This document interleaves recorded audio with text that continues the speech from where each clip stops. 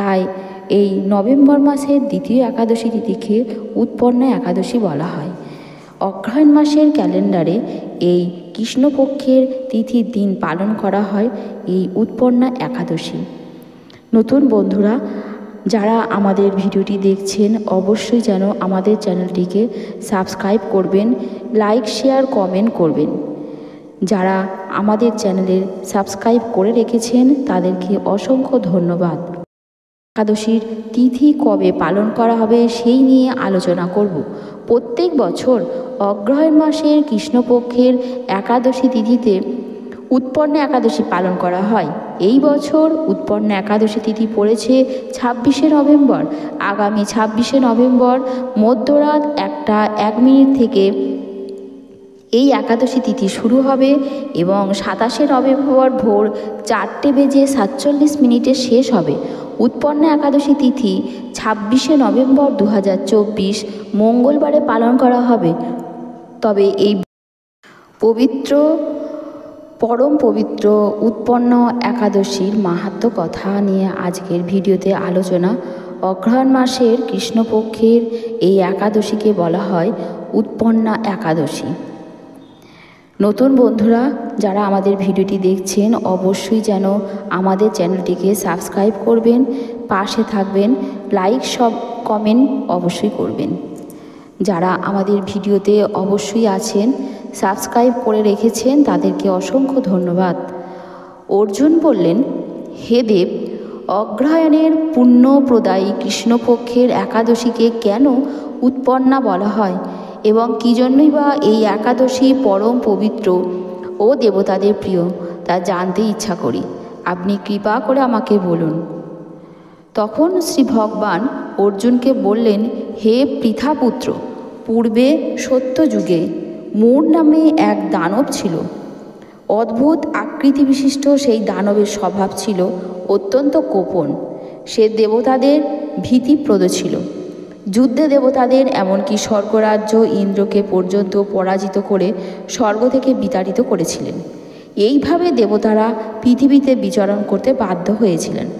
তখন দেবতারা মহাদেবের কাছে গিয়ে নিজেদের সমস্ত দুঃখ সবিস্তারে জানালেন।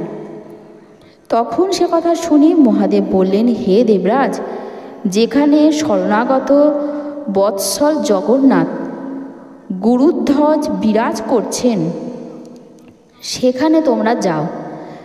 তিনি আশ্রিতদের পরিত্রাণকারী, তিনি নিশ্চয়ই তোমাদের মঙ্গল বিধান করবেন। দেবাদিদেবের কথা মতো দেবরাজ ইন্দ্র দেবতাদের নিয়ে ক্ষীর সমুদ্রের তীরে গমন করলেন। জলে শায়িত শ্রী বিষ্ণুকে দর্শন করে দেবতারা হাত জোড় করে তার স্তব করতে লাগলেন। স্তুতির মাধ্যমে নিজ নিজ দৈন্য ও দুঃখের কথা তারা ভগবানকে জানালেন। ইন্দ্রের কথা শুনে ভগবান নারায়ণকে বললেন, হে ইন্দ্র, সেই মূঢ় দানব কী রকম, সে কেমন শক্তিশালী তা আমাকে বলো। ইন্দ্র বললেন, হে ভগবান, প্রাচীনকালে ব্রহ্মবংশে তালধ্বজঙ্ঘা নামে এক অতি পরিক্রমী অসুর ছিল। তারই পুত্র সেই মূঢ় অত্যন্ত বলশালী, ভীষণ উৎকট ও দেবতাদের ভয় প্রদানকারী। সে চন্দ্রাবতী নামে এক পুরীতে বাস করে। স্বর্গ থেকে আমাদের বিতাড়িত করে তারা স্বজাতি কাউকে রাজা, কাউকে অন্যান্য দিকপাল রূপে প্রতিষ্ঠিত করে এখন সে দেবলোক সম্পূর্ণ অধিকার করেছে। তার প্রবল প্রতাপে আজ আমরা পৃথিবীতে বিচরণ করেছি। ইন্দ্রের কথা শুনে ভগবান দেবদ্রোহীদের প্রতি অত্যন্ত ক্রোধান্বিত হলেন। তিনি দেবতাদের সঙ্গে চন্দ্রবতী পুরীতে গেলেন। সেই দৈত্যরাজ শ্রীনারায়ণকে দর্শন করে পুনঃ পুনঃ গর্জন করতে লাগলেন। দেবতা ও অসুরদের মধ্যে তুমুল যুদ্ধ শুরু হয়ে গেল। তখন যুদ্ধক্ষেত্রে শ্রীনারায়ণকে একা দেখে সেই দানব তাকে দাঁড়াও দাঁড়াও বলতে লাগল। শ্রী ভগবানও ক্রোধে গর্জন করে অর্জুন বললেন, হে দেব, অগ্রহায়ণের পুণ্যপ্রদায়ী কৃষ্ণপক্ষের একাদশীকে কেন উৎপন্না বলা হয় এবং কী জন্যই বা এই একাদশী পরম পবিত্র দেবতাদেরও প্রিয় তা জানতে ইচ্ছা করি। আপনি কৃপা করে আমাকে তা বলুন। শ্রী ভগবান বললেন, হে পৃথাপুত্র, পূর্বে সত্যযুগে মুর নামে এক দানব, অদ্ভুত আকৃতি বিশিষ্ট সেই দানবের স্বভাব ছিল অত্যন্ত কোপন। সে দেবতাদের ভীতিপ্রদ ছিল। যুদ্ধে দেবতাদের এমনকি স্বর্গরাজ্য ইন্দ্রকে পর্যন্ত পরাজিত করে স্বর্গে বিতাড়িত হয়েছিলেন। এইভাবে দেবতারা পৃথিবীতে বিচরণ করতে বাধ্য হয়েছিলেন। তখন দেবতারা মহাদেবের কাছে সমস্ত কিছু কথা শোনালেন।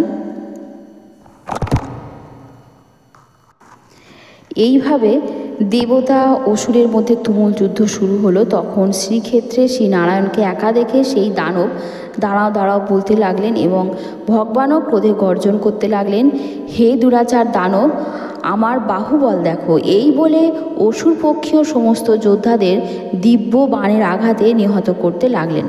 তখন তারা প্রাণ ভয়ে নানা দিকে পালাতে লাগলো। সেই সময় নারায়ণ দৈত্য সৈন্যদের মধ্যে সুদর্শন চক্র নিক্ষেপ করলেন।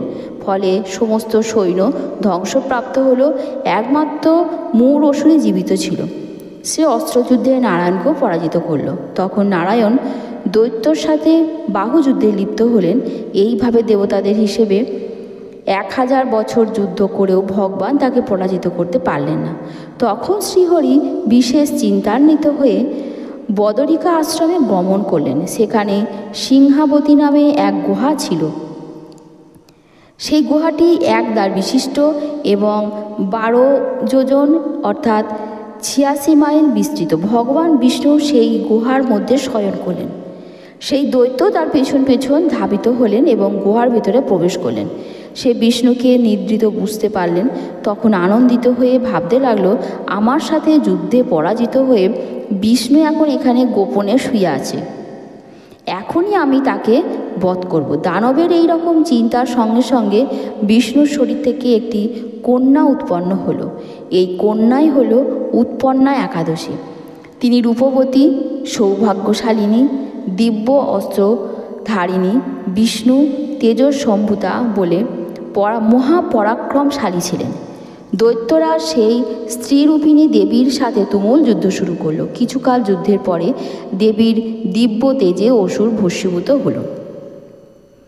এরপর বিষ্ণু জেগে উঠেই ভস্মীভূত দানবকে দেখে বিস্মিত হলেন। এক দিব্যকন্যাকে তার পাশে হাত জোড় করে দাঁড়িয়ে থাকতে দেখলেন। বিষ্ণু বললেন, হে মহাপরাক্রান্ত উগ্রমূর্তি, এই মূর দানবকে কে বধ করল?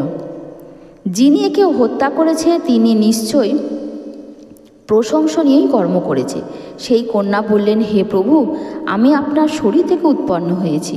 আপনি যখন ঘুমিয়েছিলেন তখন এই দানব আপনাকে বধ করতে চেয়েছিল। তা দেখে আমি তাকে বধ করেছি। আপনার কৃপাতেই আমি তাকে বধ করতে পেরেছি। এ কথা শুনে ভগবান বললেন, আমার পরাশক্তি, তুমি একাদশীতে উৎপন্ন হয়েছ, তাই তোমার নাম হবে একাদশী।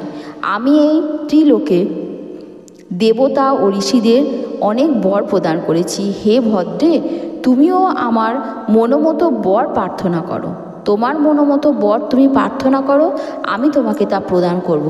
একাদশী বললেন, হে দেবেশ, ত্রিভুবনের সর্বত্র আপনার কৃপায় সর্ববিঘ্ননাশিনী ও সর্বদায়িনী রূপে যেন পরম পূজ্য হতে পারি, এ বিধান করুন। আপনার প্রতি ভক্তিবশত যারা শ্রদ্ধা সহকারে আমার ব্রত উপোস করবে তাদের সর্বসিদ্ধি লাভ হবে, এই বর প্রদান করুন। বিষ্ণু বললেন, হে কল্যাণী, তাই হোক। উৎপন্না নামে প্রসিদ্ধ তোমার ব্রত পালনকারীর সমস্ত ইচ্ছা পূর্ণ হবে। তুমি তাদের সকল মনোবাসনা পূর্ণ করবে, এতে কোনো সন্দেহ নেই। তোমাকে আমার শক্তি বলে মনে করি, তাই তোমার ব্রত পালনকারী সকলকেই আমারই পুজো করবে। এর ফলে তারা মুক্তি লাভ করবে। তুমি হরিপ্রিয়া নামে জগতে বিখ্যাত হবে। তুমি ব্রত পালনকারীর শত্রু বিনাশ, পরম গতিদান ও সর্বসিদ্ধি প্রদান করতে সমর্থ হবে। ভগবান বিষ্ণু এইভাবেই উৎপন্ন একাদশীকে বরদান করে অন্তরিত হলেন। সমস্ত ব্রতকারী দিবরাত্রি ভক্তিপরায়ণ হয়ে এই উৎপন্ন একাদশীর উৎপত্তির কথা শ্রবণ কীর্তন করলে শ্রীহরির আশীর্বাদে ধন্য লাভ হবেন। এবারে যেটা বলবো, ভগবান বিষ্ণুর মন্ত্র এবং বিষ্ণু সহস্র নাম পাঠ করবেন। সন্ধ্যায় আবার ভগবান বিষ্ণুর পুজো করবেন, হলুদ ও মিষ্টি নিবেদন করবেন। পরের দিন আচার অনুসারে উপবাস ভঙ্গ করে ব্রাহ্মণদের অন্ন প্রদান করবেন। দান